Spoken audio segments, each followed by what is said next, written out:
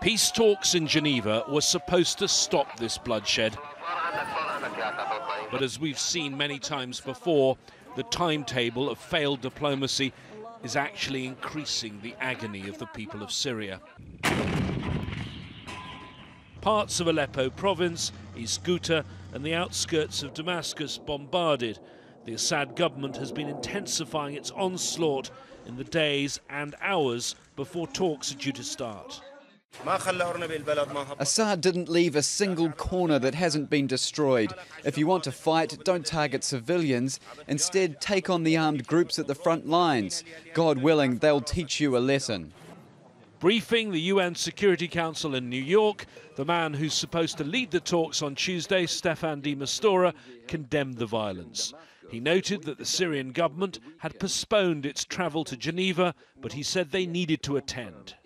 Naturally, we hope and indeed expect that the government will be on its way shortly, particularly in light of President Assad's commitment to President Putin when they met in Sochi.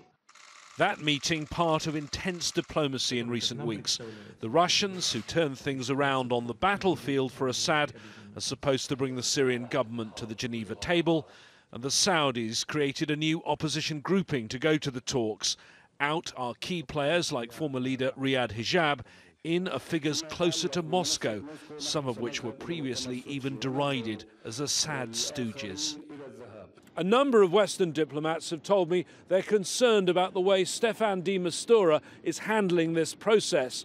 They fear it's becoming Russian-flavoured, with a focus on a new constitution and elections rather than on political transition. James Bayes, Al Jazeera, Geneva.